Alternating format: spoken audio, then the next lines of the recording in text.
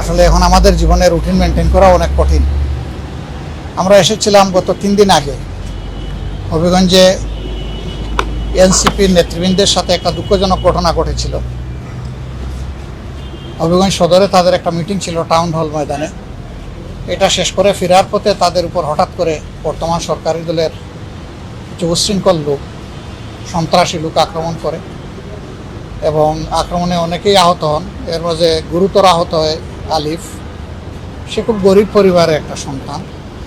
মা মানসিকভাবে অসুস্থ, ভারসাম্যহীন।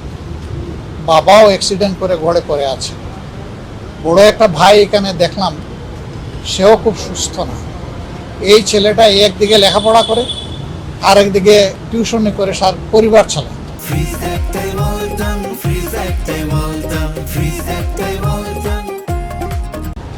এইরকম একটা ছেলের উপর আঘাত, আর বিশেষ করে 24-এর পরে এরকম কাউকে আবার চোখ হারাতে হবে, এটা আমরা কল্পনাও করি না। আমরা এই ঘটনার নিন্দা জানিয়েছি, আবারও নিন্দা জানাই। যারা এটা করেছে অবশ্যই তাদেরকে আইনের আওতায় পাকড়াও করে এনে শাস্তি নিশ্চিত করা উচিত। তা না হলে আমরা 24-এর পরের বাংলাদেশে এই সন্ত্রাস আর দেখতে চাই না। এই সন্ত্রাস ফেসিবাদেরই ছায়া। ফেসিবাদকে বিদায় করার পরে আবার ফেসিবাদ, এটাই জাতি মানবে না, বরদাস্ত করবে না। আমরা তার সুস্থতা কামনা করি।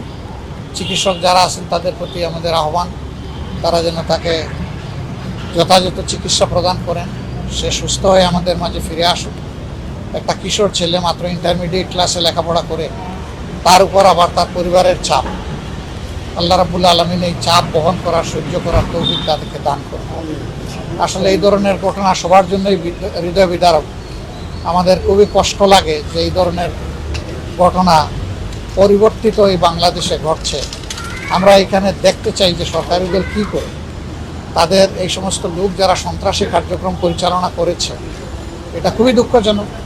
পরে আমরা দেখলাম যে এই ঘটনার তারা যখন বিচার চাইতে যাবে, থানায় মামলা করতে যাবে, তখন তাদের মামলাটা পর্যন্ত করতে দেওয়া হচ্ছে না, নেওয়া হচ্ছে। বহু সংগ্রাম করে তারা গিয়ে পরে একটা মামলা দায়ের করেছে। এটা কেন হবে? কারো বক্তব্য কারো পছন্দ না হলে আরেকটা বক্তব্য দিয়ে তার জবাব দেবে। আর তিনি যদি কোনো গুরুতর অপরাধ করে থাকেন তাইলে আইনের আশ্রয় নেবে, কিন্তু নিজের হাতে আইন তুলে নেওয়ার অধিকার তো কেউ কাউকে দেয়নি।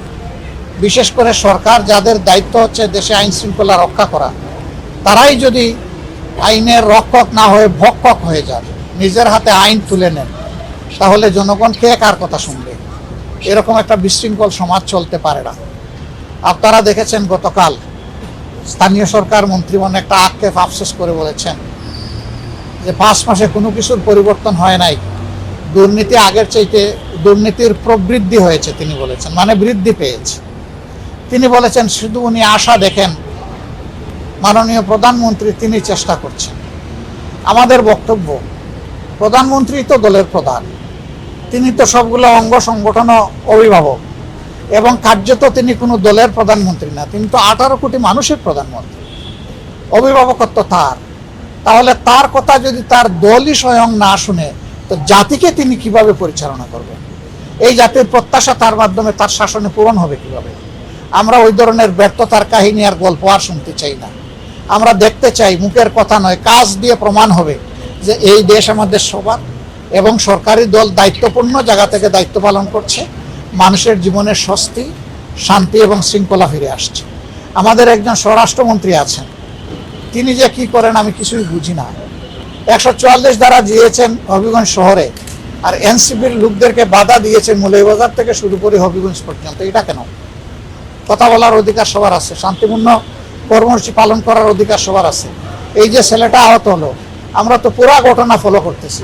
তারা তো কাউকে আক্রমণ করতে আসেনি, বরঞ্চ তাদের নেতৃবৃন্দের উপর হিনাস আক্রমণ যেটা হচ্ছে ওইটা ঠেকাতে এসেছিল, প্রোটেক্ট করতে এসেছিল।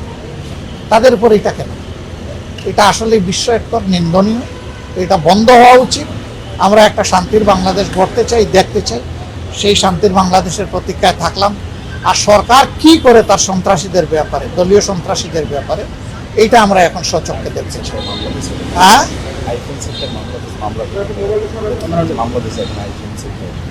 ইতিমধ্যে তারা পাল্টা মামলা দিয়েছেন। আরেকটা বিষয়, পাল্টা মামলা দিয়েছে আইফোন ছিনতাইয়ের। আমার মনে পড়ে গেল, এখন যিনি শিক্ষামন্ত্রী, তার বিরুদ্ধে ফ্যাসিস্ট সরকার ভ্যানিটি ব্যাগ চুরির মামলা দিয়েছিল। তো তারা কি ওখান থেকে সবক নিছেন নাকি? ওখান থেকে সবক নিলে এরকম মামলা দেওয়া সাজে, নইলে আমার মনে হয় যে নিজেরা ওখানে ভুক্তভোগী হয়ে এখন ঝাল মিটাচ্ছেন সাধারণ জনগণের উপর, এটা ঠিক হবে না। যাদের উপর ঝাল মিটানোর তখন মিটাইলেন না কেন, এখন সাধারণ জনগণের উপরে কেন ঝাল মিটাবেন? এই মামলারও আমরা নিন্দা করি, এটা হওয়া উচিত নয়। দেখা যাবে কি এই ছেলে মায়ের খেয়েছে, চোখ গিয়েছে, তার মামলায় করা আসামি যারা তাদেরকে হয়তো কিছুই করা হবে না, পাল্টা বানাওয়াট মিথ্যা মামলা যেটা দেওয়া হয়েছে ওইটার আসামি যাদেরকে পরিকল্পিতভাবে বানানো হয়েছে অ্যাকশন তাদের উপর শুরু হয়ে যাবে।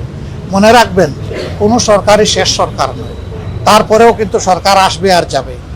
অতীত থেকে আমরা যেন শিক্ষা নেই, খুব অতীতে যাওয়ার দরকার নাই, মাত্র 2 মাস আগে গেলে, 2 বছর আগে গেলেই সমাধান হয়ে যাবে, এর আগে যাওয়ার প্রয়োজন নাই।